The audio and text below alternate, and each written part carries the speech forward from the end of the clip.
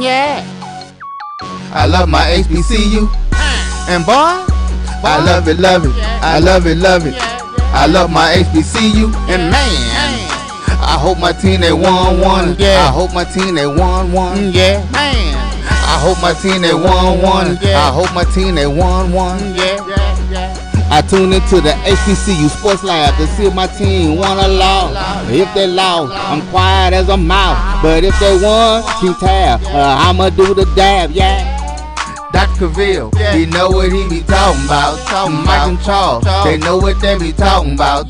They compress the analytic data with your hip hop. If you know them like I know them, they gon' tell you if your team, if they won or lost, and who the ball. So listen to Professor, yes sir, and pay attention, cause he gon' teach a lesson. This is Dr. Cavil inside the HBCU Sports Lab with Mike Wash and Charles Bishop. Mike is out on assignment, but we have Charles Bishop and I here with AD Drew. Welcome to episode 433 inside the HBCU Sports Lab radio show and podcast, the show that's covering the sporting HBCU dash for all things HBCU sports. For institutions large and small, from the NAIA to the NCAA, we share insights and information on the HBCU sports culture.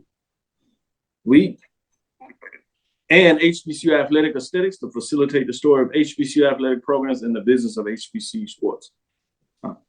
Better known as, we just call it HBCU sports culture. I'm your host, Dr. Kenyatta Cavil, along with my co-host, Mike Washington Charles Bishop, filming from our home studios and sending a signal live to KCOH 1230 AM studios with the Texas Radio Hall of Famer, multi-Hall of Famer Ralph Cooper in the beautiful home at Texas Southern University from Houston, Texas. Charles, how you doing today? I'm doing well, Doc. Now we got these out-of-conference games out of the way. It's time to jump into conference play all over the place. You ready for some old conference play, huh? I'm ready for conference play. Now the analyst part really takes hold, man. Now, let's see what we're looking at. Yeah, we can really get into it. AD Drew, how you doing today? Hey, man, I'm doing fine. Just happy to hopefully see some teams get above water, get above the Mendoza line. You know, we've only got 4 teams that have 2 victories, and one of those is a 500. So maybe when we start playing each other, we can see these things start to balance out, and we can really see who's the king of the hill. Because when it comes down to us in HBCU sports, it's all about conference championships anyway. It's certainly what the sports culture wants. I'll say this, though, the tough thing about playing conference games is, obviously there's a winner, but there's also a loser. A loser, exactly. Today's episode of Inside the HBCU Sports Lab is sponsored by THG Agency. THG Agency is a company that provides sporting and educational consulting and data analytics. We'll get into some of those matchups, but right now, let's get into some news of the day. With that being said, I'll start it off because I thought this was fascinating. Obviously, you had the stuff out there with Jackson State. Coach T.C. Taylor, Coach Reed talked about 60 Minutes, and it had nothing to do with Coach Sanders, Coach Prime. It was about 60 Minutes and how they portrayed the city of Jackson and obviously in direction Jackson State, but really to focus on Jackson State. And something told me, I didn't even watch it. I tend to watch stuff, but I wasn't going to watch 60 Minutes, not anything to do with Coach Prime and stuff like that. I knew he would do what he does. I just had this feeling about 60 Minutes and what they do in that space that didn't feel comfortable. And I knew something was coming up. Sure did. So shout out to Coach Reed, Coach Taylor, in terms of voicing their disappointment. Next one I want to get into, I'm going to go to you, Charles. I know we got some players of the week that we're always excited about. Let's get into some of these players of the week.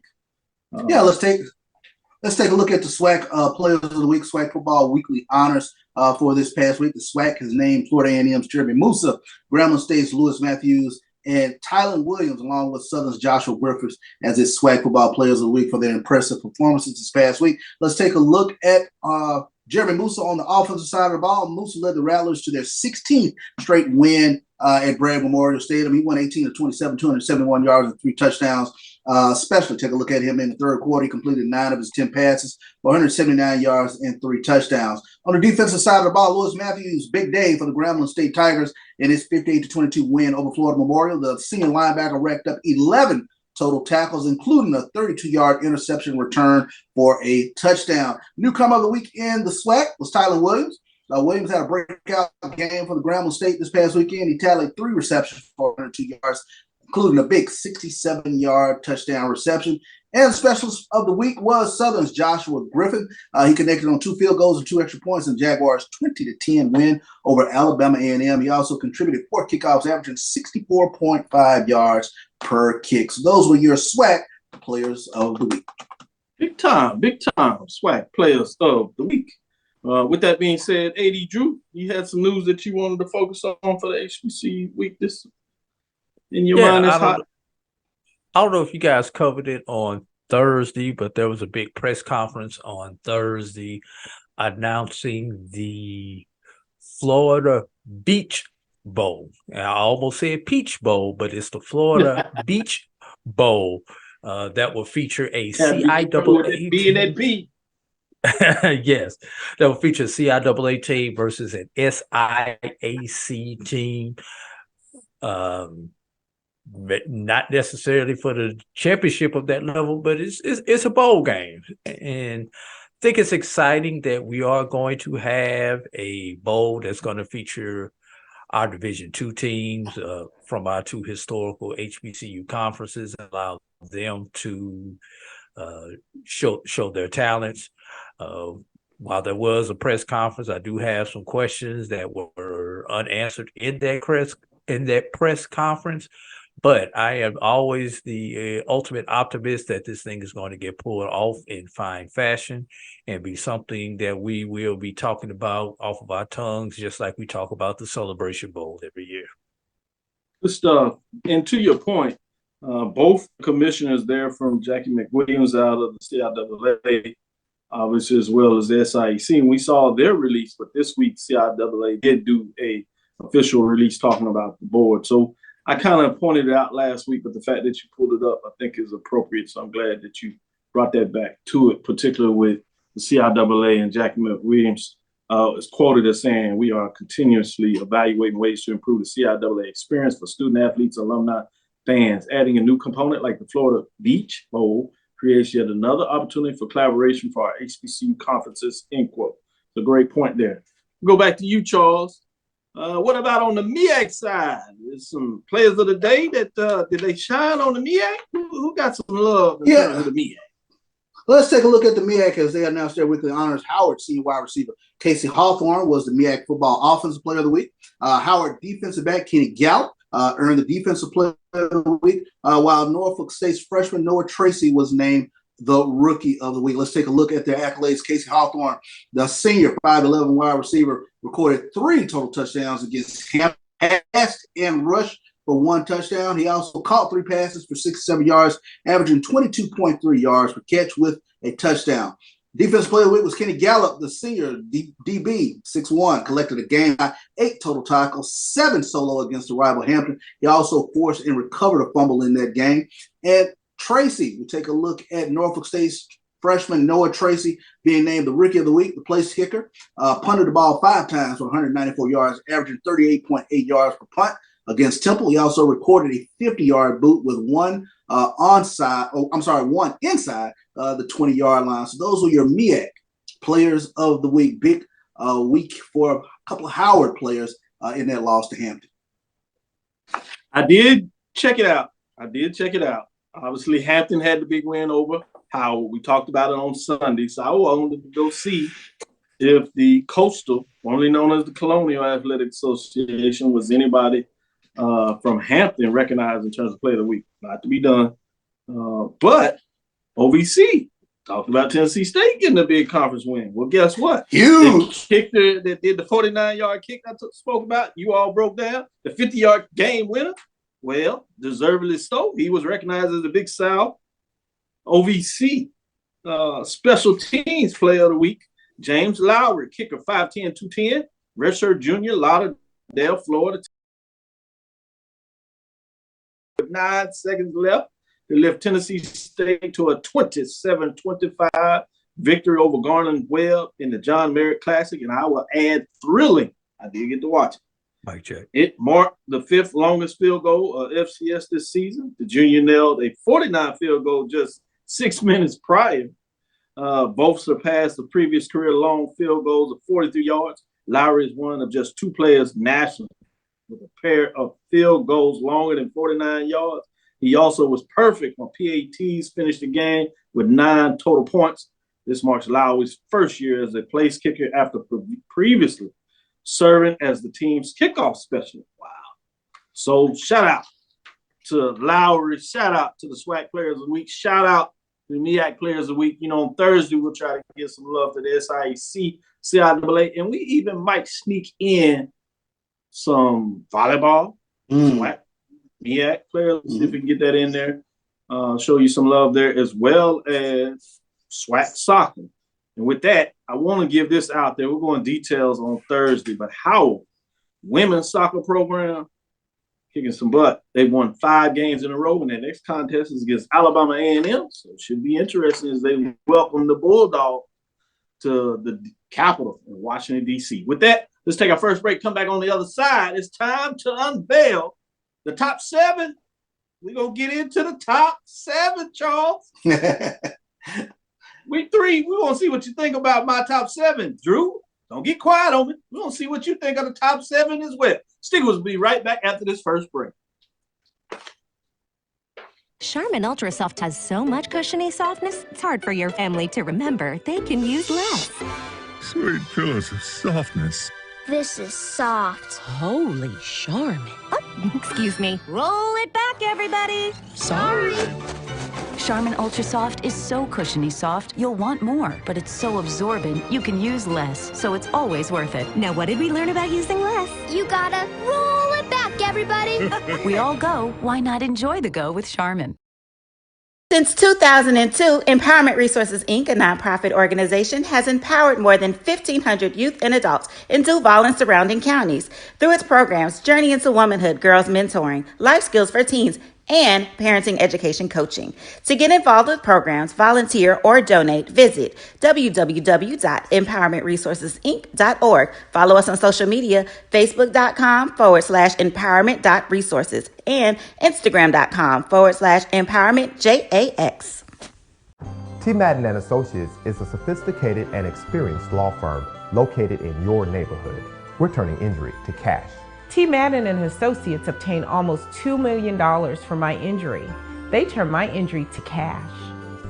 Now, we can't guarantee how much your injury is worth, but we've recovered millions for our clients. Call T. Madden and Associates at 833-PAID-123. That's 833-PAID-123.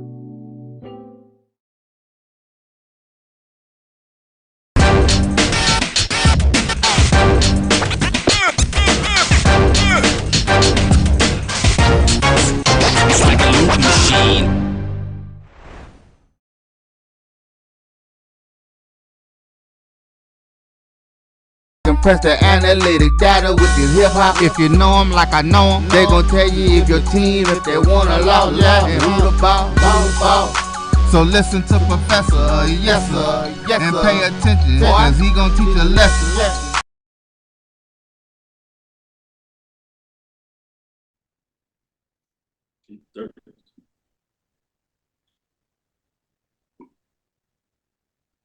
This is Dr. Cavil's Inside the HBCU Sports Lab with Mike Washington and Charles Bishop. Charles, you ready for some poll mid-major rankings? Let's jump into it. I'm interested about this. This is gonna be good. I'm gonna give it out like this. Guess what? Not one team dropped out of polls this week. Not one team dropped out. So all the teams winning, doing well. So, but there were some teams that may have played better than others. So we do have some changes in terms of the order. So I want to see what y'all think about my changes in the order. Before this, I do want to give some love, I should say, for those receiving votes. 3 teams outside of the top 10 are receiving votes. That is West Virginia State, 2-1 overall, 1-0 in conference play, rolling, 120 points. Fort Valley State, 2-1, 2-0 in conference play, 100 in conference play, 111 points, as well as Central State, 1-1 as they move, or 1-2, I should say, and 0-1 in terms of what they got going. With that being said, let's jump into the top 7. This week at number 7, Miles Golden Bears, 2-1. Mm-hmm. They had that tough road loss. Just could not quite get it done. They are 1-1 in terms of their overall play in conference. They sit at 7 with 130 points. They dropped 2 slots. They do not drop out of top 7 after the big win the previous week at Alabama State, stepping up in the division and playing and giving the Golden Lions everything they wanted in that matchup. Bring us to number 6. You have none other than the Bowie State Bulldogs. 2-1 overall, 1-0 in terms of conference play. They're rolling 139 points, big victory this past Saturday. They move up 1 spot, previously in 7 with 139 points. At number 5, Allen Yellow Jackets. I want you to think about this. They're 2-0. Some will say 3-0. They had an exhibition game. So in terms of playing 3 total games, they got a huge comeback win that we all talked about on Sunday. Coming back from 27 points in the fourth quarter to get it done. They're rolling, setting up a big matchup that we might get a chance to talk about a little later on in the show. They have 142 points and they move up the slot, getting it done on Saturday. Bringing us to number 4 as we chop down this list. Tuskegee Golden Tigers, 3-0. 2-0 in conference play, and they're rolling. They're back in the football business. Started last year, but they come back and showing everybody that they're ready for it. They had a tremendous game against Central State that seemed to give them everything they wanted. But at home, they get it done. So to the wins go to spoils. They stay at number 4 with 149 points. Number 4. This is where we see another one of the changes in the top 3 spot. At number 3, you have Virginia Union Panthers. 3-0. Closer than most people may have thought in terms of the victory there. Yeah. Overall, 166 points, and I think cost them in terms of them falling a slot from number 2, losing a vote as well in terms of being first place in some people's minds. But there's one person that still thinks they should be number 1, and that's where they get the first place vote. But at number 2, the team that was just behind them has now slid past them. Virginia State Trojans are 3-0 as well, as the Virginia schools follow pat at the mid-major level. And they are rolling in the Northern Division, which is tough as we think it is. Sitting at 1-0. Remember, week 1, they shocked the world with Norfolk State. Norfolk State comes back the following week and gets a win against Hampton, which makes the Virginia State win even more impressive. They get a non-conference win, and then they really pound their opponent in that first conference game. So they're rolling, playing some good football. Get 1 first-place vote, jump up to a slot with 180 points. And so they're rolling. But at number 1, shouldn't surprise you, you have Benedict Tigers sitting at 3-0, 2-0, 7 first-place votes. So they gain a first-place vote this week as they continue to roll and rampage everything as they go. 7 first-place votes, as I said, 187 points. They stay at number 1, and they are rolling as you see. The Benedict Tigers remain number 1 in the rankings. Add a first-place vote in week number 3. This is Dr. Cavil's 2023 HBCU Mid-Major Division Football Top 7 poll rankings, week number 3. Charles, are you chomping a bit to get at it? What do you think? Where did we go wrong? Well, I see Benedict, and like you mentioned, Benedict is rampaging. Aeneas Dennis, 264 yards passing, a couple touchdowns, but they got a road test coming October 7th when they head down to Miles. Miles is number 7. I know we got to penalize them for the loss, but that ain't a number 7 team. That's a real good football team. So already I got Benedict at Miles circled October 7th. That is going to be a fun one. I do like that you set up the matchup. I can see that you're not green at this and you know what you're doing. I do have a question, though, for you. Previously ranked 5. How far up do you believe they should be, since you do not believe they are number 7? You know, the Allen win was very impressive. And I have to look on the schedule, see if there's an Allen Miles matchup. But thus far, Miles taking on 2 SWAC schools, knocking off one and coming within an eyelash of the other. Whew, I would probably have them up somewhere around 5. That's impressive. So you'd have kept them at 5. If with the loss, respectable loss, I'll give you that on the road. Had chances to win that game. A big 4th down stop by the Golden Lions. Credit to them. Getting it done. A couple of missed field goals. Or we would be talking about something else today about how far up they should go from 5. That being said, Drew, what are your thoughts? Are you going in the same direction as Charles? Or are you going to spin it? And what else are you looking at if that's the case? I did have one correction for you, Doc. You have Miles' conference record at 1-1. They are 1-0 in conference. They lost to UAPB. It was non-conference. Just want to make that for everybody who's out there. So Miles is 2-1, 1-0 for everybody out there. But speaking of the Miles Golden Bears, I have to concur with Charles that they are obviously the best one-loss team that we have at the Division II level. So that definitely moves them up to ahead of Bowie State. Just based on that, the fact that the losses by 1 point to an FCS opponent.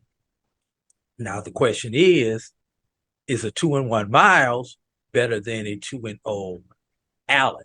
If you just take name value, if you take name value, yes. If you take dramatics, I don't know. That was a hell of a drama that we had on Saturday, man. Well said. And going with the other ones, I do agree with the flip-flopping of the Virginia teams. Now, the next question would be with that is, does Tuskegee break that Virginia stranglehold in their 2-3 slot? Because both Tuskegee and Virginia Union struggled to get victories on this past Saturday, even though they got them. So those are just a couple of questions. I don't disagree with anything, except I do bump Miles up a minimum of 1 spot, possibly 2 spots. But the other ones, we're splitting hairs with everybody behind Benedict, honestly. Does Benedict add something else? Yeah, well, the question is, does Benedict get their first test this weekend on the road at Chowan? Drew, what are your thoughts on it? He said no. No. Dramatic pause. No. I don't. The thing with Chowan, a lot of the players who were there last year who would have been eligible to return left up. I can't remember what the new coach is, but Chowan does have a new coach, and a lot of, just like with Albany State, a lot of the players who were there left with the coach and followed him to the new institution. He's in North Carolina. Don't remember what institution he's in, but he's still in the state of North Carolina. So giving that, this is not last year's Chowan team that we are talking about Benedict going up and facing. But this does look like a Benedict team right now through 3 games is better than last year's Benedict team. We know how special last year's Benedict team was through 3 games. So well said. Well, let's get into our second break. We'll come back on the other side. We'll talk about some mid-major matchups. They're not going to necessarily be those big conference games. We'll save those for Thursday, but we have a classic game we'll look at. I want to give some teams some love, especially in terms of the independents as well. So stick with us. We'll be right back on the other side for the third segment, talking about these key mid-major matchups of the week.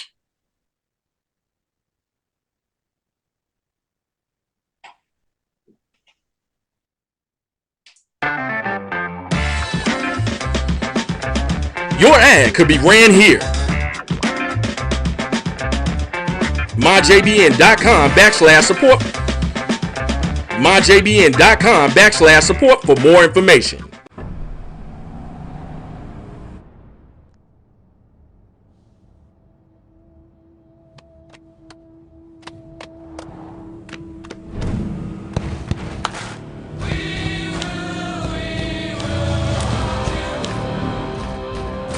The new GMC Sierra with hands-free driving offers the most advanced and luxurious pickup in its class.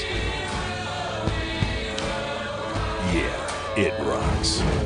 From novice to aficionado, find yourself here. High quality cigars plus personal customer service. Slow Burn is Waco's only mobile cigar lounge, featuring a meticulous, curated collection of premium cigars. Visit our website, www.slowburnwaco.com. That's www.slowburnwaco.com.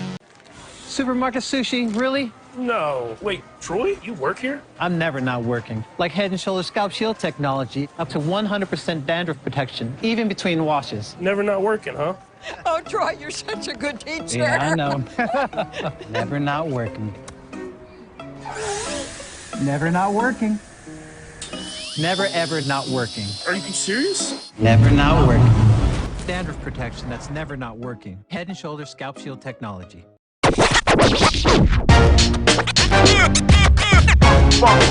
It's like a loop machine. All around town, people trying to get down.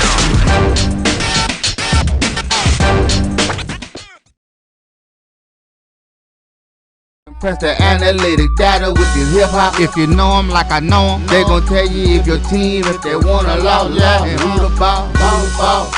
So listen to Professor, yes sir, and pay attention, cause he gon' teach a lesson.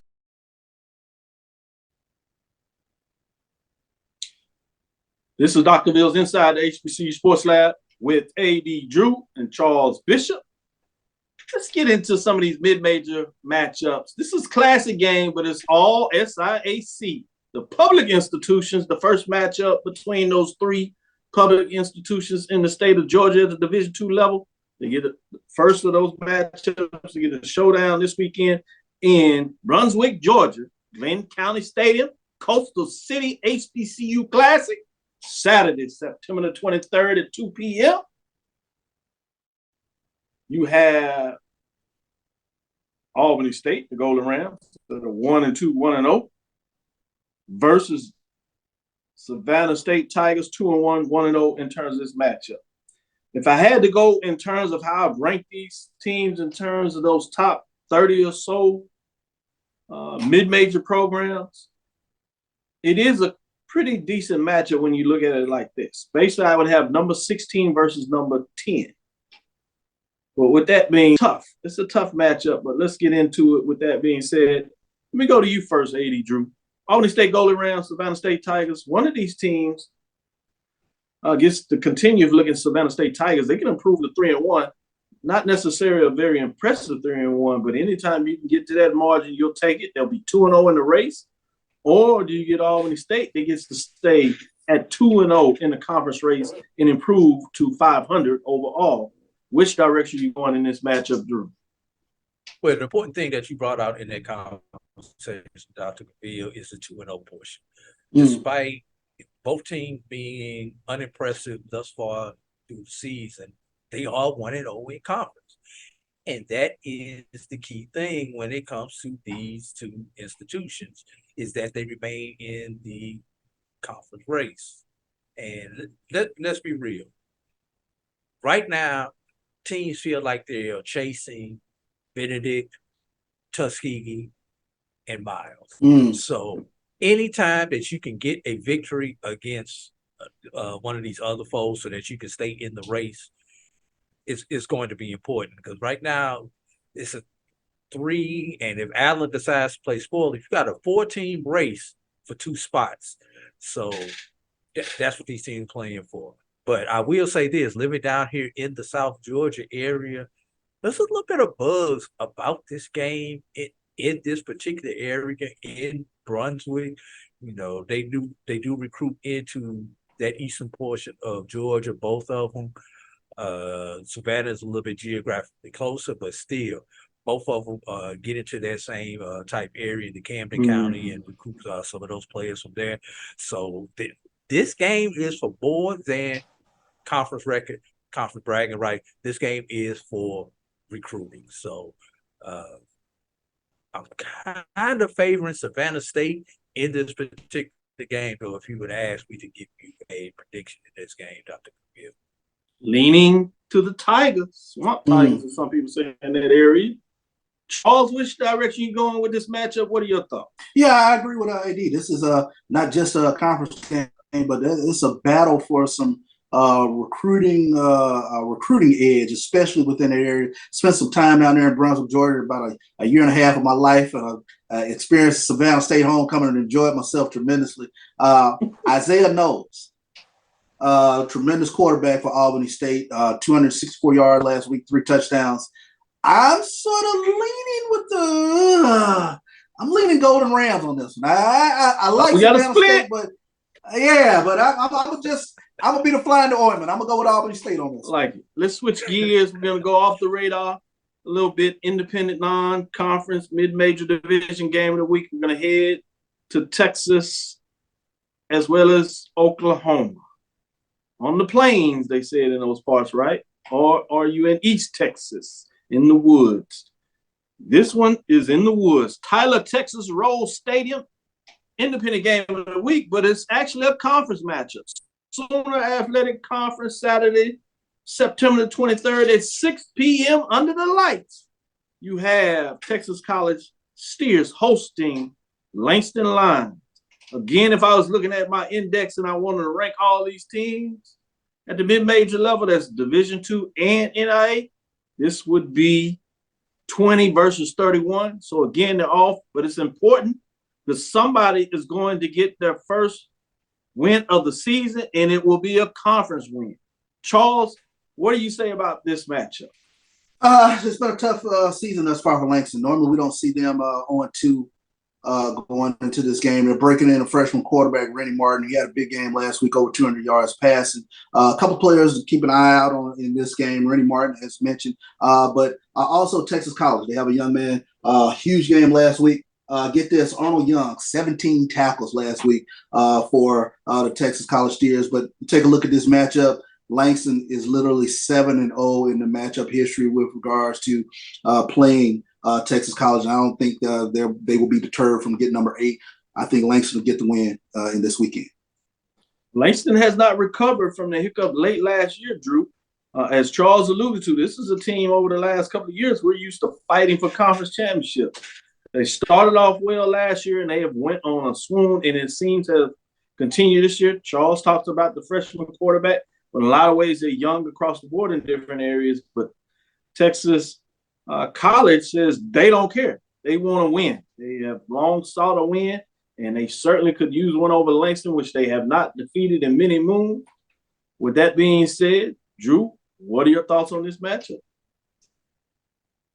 This is a battle of I forgotten about HBCU against the battle of I not thought about HBCU.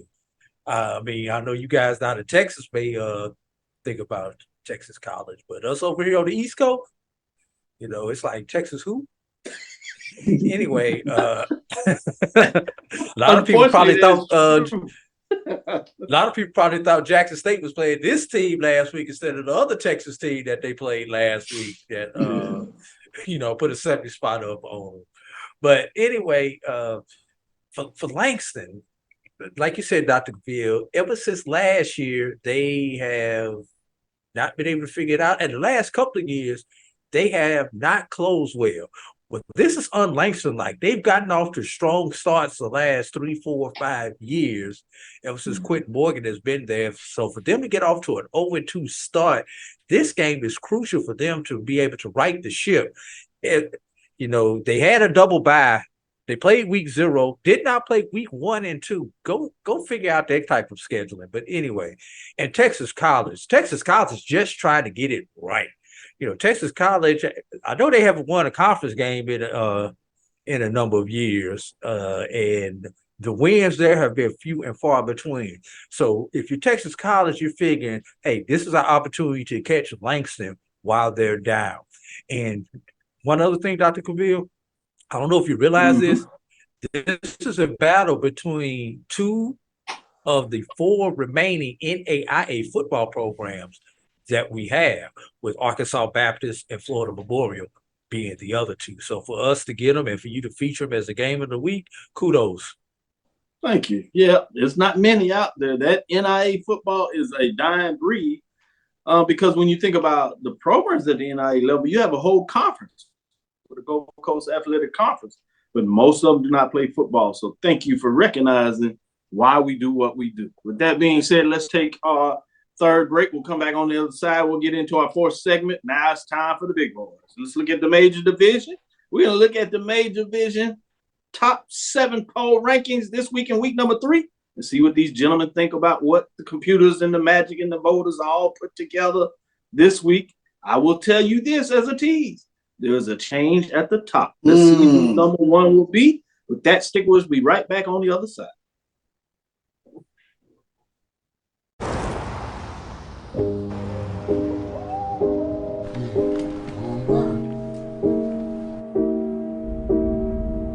So much. I miss you, Dad. I love you. I love you. At CDW, we get speed as the new currency of success. Our team spends way too much time tending to outdated applications and software when they should be focused on driving application agility and innovation. CDW Amplify Development Services modernizes software and application development to help accelerate innovation and digital transformation. So you mean building new applications, UI, and mobile interfaces? Well, you said you needed to innovate more quickly. Oh, so he's a listener. To do more at scale, trust CDW Amplify Development Services.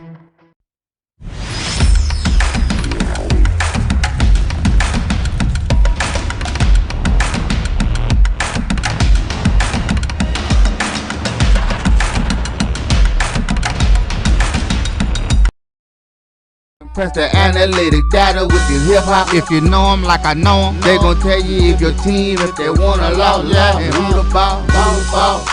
So listen to Professor, yes sir, and pay attention, cause he gon' teach a lesson. Cavil inside the HBCU Sports Lab with AD and Charles. Let's get into it. As we get into the top 7 for the major division, there were 2 teams that dropped out this week. One of them had a stunning loss. Howard Bison 1-2. Hadn't played a conference game. They get a chance to right the ship and get that part right. But, boy, they were leading Hampton big time, and they let it get away. With that being said, Alabama A&M went into Baton Rouge, the Bluff, thinking that they had a chance to get a big conference win, set themselves up in the top 7 and maybe make an argument to move up. It was not to be. They fall to 1-2 and out of the top 7 poll as they go 0-1 in SWAC play. Receiving votes, though, Howard Bison still getting love at 1-2, 168 points. You're talking about the Southern Jaguars. They got that big victory, first win of the season, and a big one, conference game. They're receiving votes at 1-2, 1-0, 154 points, and the Grambling State Tigers. You talk about Florida Memorial, the other NIA team that Drew mentioned, one of the 4 there. Grambling State Tigers defeat them. Now, Florida Memorial showed some substance in terms of what they were able to do offensively, but Grambling State Tigers at home were just too much and get it done. And people like what they saw in terms of on the offensive side, so they get some votes as they come in as the 3rd team outside the poll. Let's get in the top 7 now. At number 7, we have Morgan State Bears. They look like they were still punch drunk over what happened the week before when they had a chance to get the FBS win. It was not to be. They sit at 1-2 and lost that crosstown matchup against Townsend Tigers that jumped on them early and would not let them breathe. Morgan State Bears tried to push valiantly, if you would, in terms of the second half, but it was not to be. So they dropped 4 spots, nearly out to the poll, but they hang on. 1-2, 178 points, bringing us to number 6. We have a new sighting. Everybody said, watch out. Alcorn State Braves, they were picked. And they're in the mix for the SWAC. Well, they had a big non-conference win at home. McNeese State, they made it 2 in a row. They go down to McNeese last year, put them on the ropes. This year, they do it at home and hit them again. They're 1-2 as they play their first conference game this week against Prairie and the Panthers. 179 points. They were not ranked last week, so they vault into the top 7. With that being said, at number 5, Jackson State Tigers fall to 2-2, 0-1, 88 points. They drop down a spot from number 4 as they still are in the top 7 getting it done. At number 4, Hampton Pirates, 2-1 on the season. This is another team that was not ranked that jumps into the poll this week, coming from behind, stunning a lot of the faithful out there Bison that thought they were going to get their first win.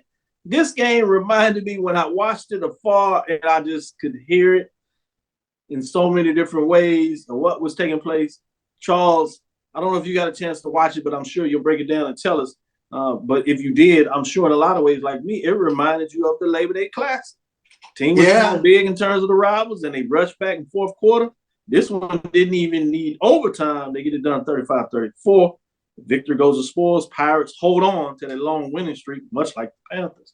200 points. Let's get in the top 3. At number 3, Tennessee State Tigers, 2-1 and 1-0 in conference play. That's the Big South OVC. We told you about the Player of the Week, so now you know they got the big conference win, and they vault up 2 spots in the poll rankings at 212. Are the Tigers back? We'll see. Just keep watching. But at this point, they're ranked number 3. Bringing us to number 2, North Carolina Centrals. They fall from the 1 spot. Let me say it again. North Carolina Central Eagles. They fall from the 1 spot. They go to the West Coast. Tough loss. 2-1 on the season. 5 first place votes. 205 points. Number 1 previously. Should be interesting because some people would think because of the matchup, how things went, they maybe shouldn't have fallen. But it was close. They still have 5 first place votes. You get at it and you go to number 1. Florida and them Rattlers jump in here in the mix. 2-1 on the season. They get a win. To West Florida, it was a top 10 ranked Division II program. They were at home. So start 3-3 at the half, but in the third quarter, they put it on solid the rest of the way. 2-1. They still hold on to that 1-0 as they had that opening weekend victory over Jackson State. They have 7 first place votes.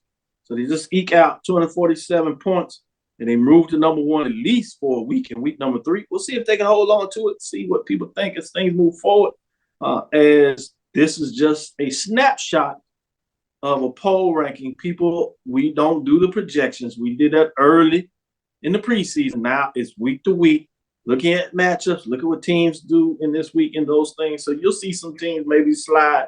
But at the end of the day, I want to see what AD Drew thinks about the poll rankings in week 3, and then we'll go to Charles. I'm going to leave this poll up for me while I discuss something. And I'm just looking at this. Your number 1 and your number 2 team, Dr. Cavil. 2 wins. Everybody 5 it up. Your 2-win team. Okay, great that we got all the 2-win teams bundled up there together. But your number 1 and your number 2 teams have victories against D2s. But number 3, 4, and 5 have not played D2. That's something to think about. Jackson State, having played 1 extra game because of the week 0 against Florida A&M, who lost to your number 1 team, is that loss worth more than those victories by your number 3, your number 4 team? I'm just doing some things that I'm looking at and seeing. Alcorn. It's usually unusual when a team comes from not ranked into a poll and then jumps ahead of a team who was highly ranked, a la Morgan State, the first time that they're in the poll. Just a couple of observations that I'm looking at as I'm breaking down the poll. No comments on that stuff one way or another. Just some general observations that I'm seeing. Now, Charles, I'll toss you the softball. Let's see if it's going to be WTP or if it's going to be a home run. Well, Charles goes, I will say this. Baseball lingo. Hey, Drew, those are very astute observations. So I want to hear what Charles has to say before I go in. As much as I wanted to fight you on North Carolina, North Carolina Central falling from number one. I think you can make a hard argument to FAMU. They passed the eyeball test, in terms of how they look thus far this season.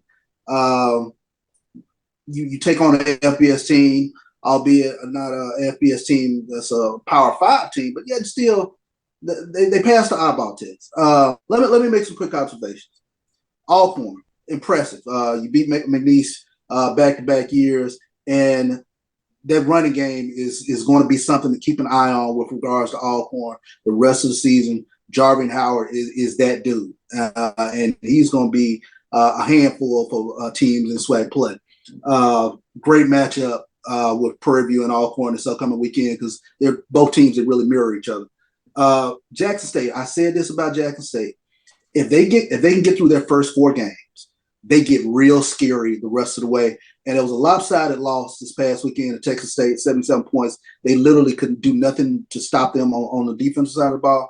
But Jackson State, interestingly enough, has found at least a couple more pieces from an offensive standpoint going the rest of the way. I think, that's going to be a team to watch in terms of putting points up. Hampton, wow, I can't say enough about it. I think you touched on it, Doc. You talk about a team that fought back and, that refused to lose, really kicked in, and they stamped themselves as real. I want to talk about Tennessee State and that win over Gardner-Webb. Draylon Ellis, up and down career thus far at Tennessee State. I can't say enough about him in terms of getting the game-winning drive and knock home a 50-yarder for the game winner. Tennessee State is on top of the OVC. When's the last time we've even talked about Tennessee State being on top of the OVC like that? That's a huge win for them. So, I can't fight you on this week's poll. This is a good poll. It's you really kind of get to decipher more things in these upcoming polls. But this was a tough one to really kind of look at and kind of sit back and say, okay, I like this. I like what teams are slotted, and it's going to be fun watching how these 7 or 8 teams, because I do believe Southern, although it was ugly, they're going to figure it out at some point because I do think they got talent on the offensive side of the ball. And I think, once we get into conference play, the defense will rear their ugly head. Now is the time things are really going to kind of turn themselves out and going to become fun. That Alcorn Prairie View matchup is a great, great matchup this upcoming weekend. Yeah, Charles, let me ask you. Talking about that matchup is going to be interesting to see where that goes. We will talk about that in depth on Thursday. Drew, what did you want to say when we go to our last segment? I want to ask Charles, if you said Southern is going to figure it out and get back into the 7. So who do they replace? I've got my thoughts, but I want to hear yours first. And put it back up for you. Who does Southern replace? As of today, who does Southern replace? They don't replace anybody. He's saying as you projected out. You say they go get it right. So out of this group that we have right now, who are they going to knock out? Or who's not knock themselves out to allow Southern to come in? Right. Let me table that because I think you can make a good hard argument for 4 teams in the SWAC West. That's how difficult it is to answer that right now. Because I've seen enough from each of Prairie View, Grambling, Alcorn, and Southern to where on any given night, it's going to be a slip by either team. That's the margin of victory for any of these teams. And I think that's the thing that makes it hard to kind of answer that right now. So let me table that. I'll throw this in. If Body is back, then I think you talk about 5. And that's the question mark to see where is Body. With that said, Drew, who you think gonna fall out? Well, kind of along the same lines as you just mentioned, Charles, but I think because of those factors that you just mentioned, that does not allow Southern to creep back in there because everybody is bunched up right there together. Somebody's going to be 4-4 or 5-3 winning that West, which I'm afraid is not going to be enough to crack this top 7. because you're going to be at 500 or just above 500. Now, if I had to get in the corner and pick one team, I'm going to pick the Hampton Pirates as the one team that would fall out and open it up for someone, maybe not Southern, but for someone, just because of the gauntlet of that CAA schedule that they have to play. Yeah. And let me throw something else out real quick about that West. It's literally going to come down to the consistency of the quarterback play, because everybody in SWAC West, I think, has two great running backs. I mean, when I take a look at how they move the ball offensively, they're going to have to come up with something opportunistic on defense, and they're just going to have to get enough from the quarterback play, especially when you take a look at how they've kind of been up and down. You can see inconsistencies across the board with each of the quarterbacks in SWAC West.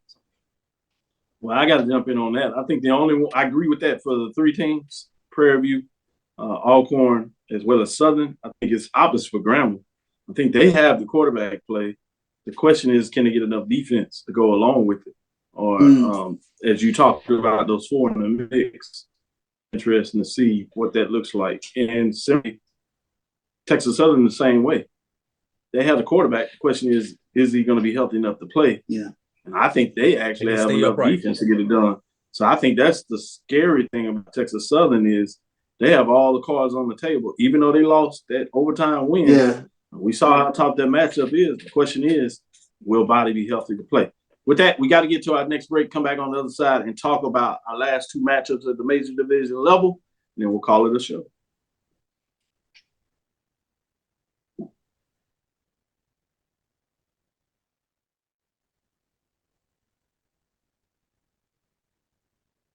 You're looking for the latest information on Southern University sports, the Southwestern Athletic Conference, and HBCU athletics. There's only one place to go. Tune in to the Carlos Brown Show, exclusively on the Black College Sports Network. Nope. Come on, him? Ooh, I like him.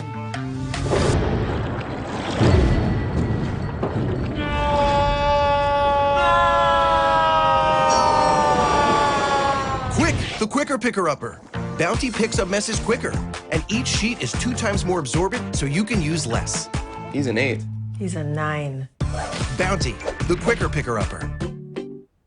At Tyson, we know taste is local. Some like their beef pit smoked, their chicken spiced all the way up, or their pork sweet and saucy. Local flavors, global impact. That's what feeding the world is all about.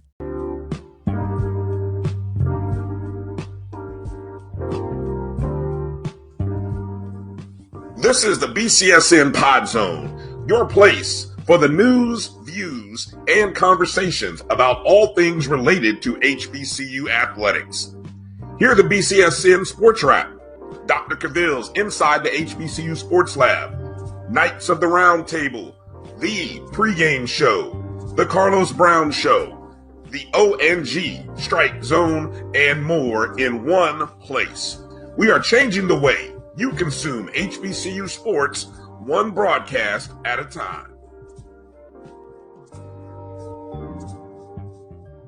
Press the analytic data with your hip hop. If you know them like I know them, they gon' tell you if your team, if they want to loud, and who the ball.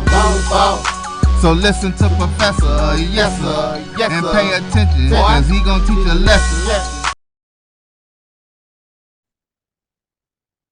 This is Dr. Cavil inside the HBCU Sports Lab. Welcome back, Professor Drew, Professor Bishop, are at it as we get into the major division games of the week. It's going to look like we fell in love with the SWAC. It just happened to be that with the Classic. One of the challenges this week in terms of independent matchups, guess what? It fell on the schedule that all three independent programs, Tennessee State and Hampton after their big wins, as well as North Carolina A&T after a tough loss with their new rival Elon, at least according to Elon, are off this weekend.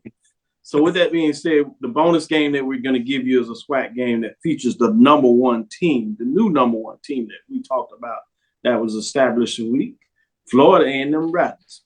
With that being said, let's go back to our HBCU Class Major Division game of the week. We got Jackson, Mississippi. Welcome home, TC Taylor. He gets to open it up for the fans as they welcome him home for his first home game of the season. Mississippi Veterans Memorial Stadium, W.C. Gordon Classic. Happens to be a SWAC matchup, and Saturday, September the 23rd is the date of the contest. And the time is 6 o'clock. It will be on ESPN+. You have Bethune-Cookman Wildcats 1-2 on the season, playing their first conference game against Jackson State Tigers that are 2-2 on the season, that have already played a conference game and come in 0-1. Obviously, they're chasing FAMU, so they can't afford a second loss. Bethune-Cookman would love to spoil the opening house party, if you would, for Jackson State. Jackson State, number 5 in their top 7 poll. If I was ranking them again in terms of the top 21 major division programs, Bethune-Cookman would come in at number 14. Drew, what are your thoughts in terms of this match?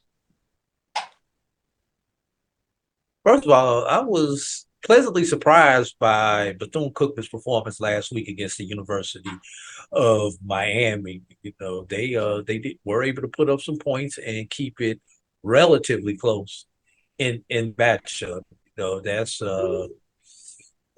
outside of the Florida A&M victory. I think that may be the second closest margin that we've had. Florida A&M victory, Florida A&M lost to South Florida, and maybe like the second closest margin that we've had in a FCS FBS matchup between our HBCUs this year. Jackson State, go back to what Charles said. This was a team that we knew once they figured it out, because of the coaching, because of the talent, that they were going to be dangerous. Well, now this is their opportunity for Jackson State to go and show it. Look, Jackson State's going to be heavily favored in this game. There's going to be probably 40+ thousand still there in the stadium, even without a Coach Prime, because everyone wants to see what Coach TC Taylor has to bring. And TC wants to put on the show, because we know how it is in the first home event of every sport. If you come out, you show out in that first home game, and you win that first home game, you got your fan support for the whole year. If you lose that home game, you lay an egg, you blow it at the end, nobody going to be there but the girlfriends and the mamas for the rest of the year. So I expect Jackson State to come out and to do good, and to not only win this game, but win this game with relative ease. I know TC Taylor, in terms of the conference call, he said he wants to see his team that has done, in most people's perspective, look relatively good. I would say good on offense, but he says he really wants to see them break out. So it'll be interesting to see if he can get it done this weekend against Bethune-Cookman. As Drew said, the fans happy at this homecoming, if you would, opening day for the WC Gordon Classic. Charles, what are your thoughts? I tend to agree with Drew, but I tell you something that should concern you, that could take all the air out the balloon, and that's Jackson State special teams. Jackson State special teams this season has been woeful at best. Huge kickoff return, FAMU. You had the same issues in regards to that with in the Texas State game. But like you mentioned, I do expect a huge turnout. All the guardism, the play for TC-isms that will be, in the house for this game. So, and then the added something the sort of prick on the shoulder, if you will, is the whole thing with the 6 minutes. That this is a very, very proud community. So they will turn out in droves for Coach Taylor and this Jackson State football team. I do need an impressive performance, because there's just a lot more than just the game kind of riding on it, if you will. So I'm expecting a huge performance for Jackson State. That's a good point. I didn't think about in terms of the cultural meaning of this. Guard the yard, obviously coming off the 60 minutes component that folks certainly rightfully were frustrated and concerned about. But so good point there. Let's move on to our independent game of the week. As I said earlier, it happens to be a SWAC matchup. That is because the 3 independent major division programs that we tend to feature in this segment happen to have open games the same weekend, so we couldn't pick any of them. in terms of having a matchup. So we're going to go to Tallahassee, Florida, with the number 1 ranked Florida A&M Rattlers that just earned that ranking. In terms of our poll announcement today, they're 2-1, 1-0 in terms of conference play. So this is Bragg Memorial Stadium, as you know, SWAC, 23rd of September, 5:00 p.m. Central Time on ESPN Plus as well. We'll get a chance to watch these games, those that have access to ESPN Plus.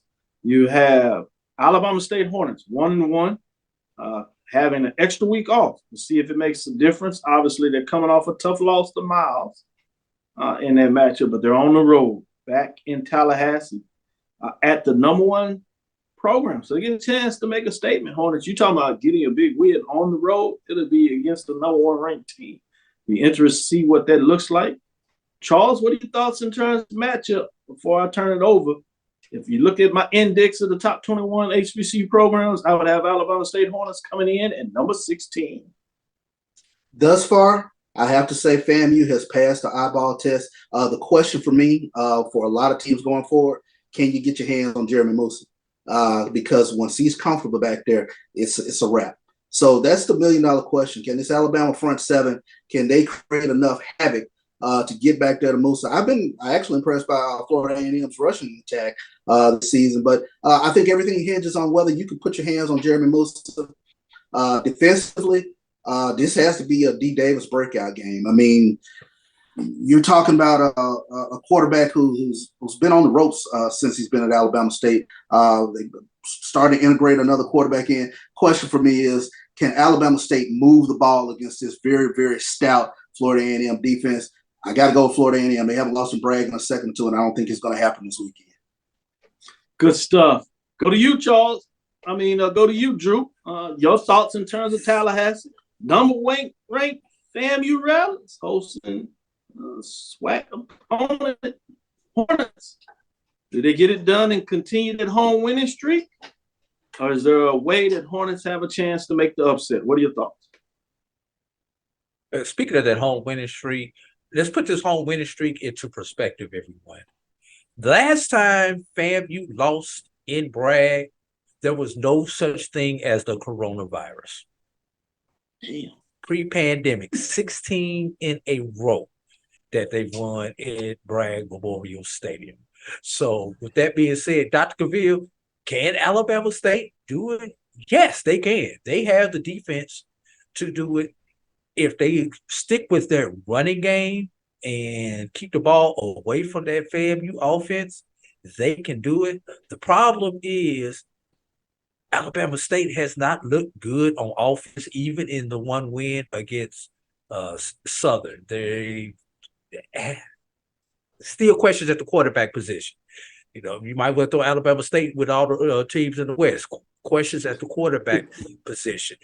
They have got to figure out what they're going to do with the quarterback position, or B, switch over to a game manager type position, go with their pounded running game, because they do have a great running game, and take the air out the ball and keep the FAMU defense at bay.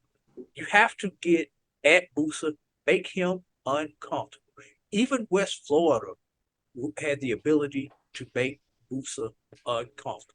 Something else to note: West Florida was actually able to run the ball against Florida A&M until the second half, when they got down, when they abandoned the run game. So Alabama State, even if you get down, and I don't believe I'm telling you this formula, me being a FAMU Rattler, but stick with the run game, and you have a chance. If you learn anything from the loss to Biles, when you went away from the run game, that's what allowed Biles to get back into the game and to come back and upset you. So they've got to stay with the run game, whether they're up or whether they're down, if they're going to have any chance at Bragg. There was just shy of 18,000 there against West Florida. I expect this crowd to be around 21,000 for this, given the proximity of these two institutions. Good stuff. Charles, you want to add something in there? Well, I think the question, and like you mentioned, stick with the run game. Is there a point where you see 8-9 in the box well, you got to take some shots downfield. And they got a guy, Keyshawn Johnson. He's going to win his individual battle. I mean, he is a unit. When you take a look at a weapon that they have in the passing game, I agree with you. I want to see them try to stay with the run, but you got to put the ball in that man's hands. That he can make some plays for you. So that's going to be a curious matchup in terms of what FAMU you can do with Keyshawn Johnson. Nice thing is One thing that if they do the run, to your point there, Charles, is now that play action becomes even more. Yeah. So to Drew's point is, it's not only do you stick with the run, but you got to be somewhat effective with the run, and then you can sneak in that pass to maybe get Brandon in the action. What else you have, Drew? You just took the words out of my mouth. Instead of go strictly RPOs, you've got to go with more play action to open it up so that you do have the opportunity to get the ball to Keyshawn Johnson. You got to get that safety to pause for a moment or to dive in to get those openings for Keyshawn Johnson. And fellas, I've told you, the data is starting to trend this way. It's not about rushing yards. It's about rushing attempts. Yeah. And if Alabama State gets those attempts, they can stay in this ball game. That's going to keep them within a one-score game. And when it's within a one-score game, anything can happen, y'all. Yeah, good stuff. Great point. Yeah, you're right. And people get tight in those one-game matchups. So it'll be fascinating to see what that looks like. That'll do it for us tonight. Thank you, Professor Drew, Professor Bishop. Thank you for listening to Inside HBCU Sports Lab. Make sure you share our podcast with your friends and colleagues. I am Dr. Kenyatta Cavil, the Dean of HBCU Sports, coming from inside the lab in the College of HBCU Sports with Mike Washington, Charles Bishop, and A.D. Drew. I also want to say shout out to the lab listeners. Great action, great dialogue, great talk. Thank you for jumping over to the YouTube, as well as those that followed us and got us going on Facebook. I want to thank Drew for coming in a pinch and making sure that we got us on and got it going. Again, I want to thank you for the listeners. Dr. Ville's Inside the HBCU Sports Lab with Mike Washington, Charles Bishop. Every Tuesday and Thursday, we'll be back 6. We'll get into some of the conference matchup. CIAA, SIAC, MEAC, they'll be outside, but they have a matchup between MEAC and SWAC that will feature. The previous number 1 team, now number 2, North Carolina Central takes Valley. People may have forgot the last time Central and Valley came together for a football matchup, Valley sent them home with a loss. So Central Eagles have a little thought process of wanting to get even. This is in a neutral site, so it is a classic. So we'll look at that as well as the SWAC game. Valley won't sneak up on them. They won't sneak up on them this time, Doc. I was at least trying to sell it. You're right. I'm sorry. SWAC game of the week. No problem. The SWAC conference game of the week. I'll put it out there now. We'll talk about that Prairie View and Alcorn best matchup in the West to see what that looks like. And so we'll give you a little bit of that talk on Thursday. With that, follow me, Dr. Kenyatta Cavil. That's DrKenyatta Cavil. That's Kenyatta Cavil on Twitter, Facebook, and Instagram. Inside the HBCU Sports Lab 1 on Twitter, Facebook, and YouTube is Inside the HBCU Sports Lab. Dream big. Continue to move forward. We'll talk with you soon. Charles? Of course. Drew? Lecter. Dismissed. Have a light, everybody.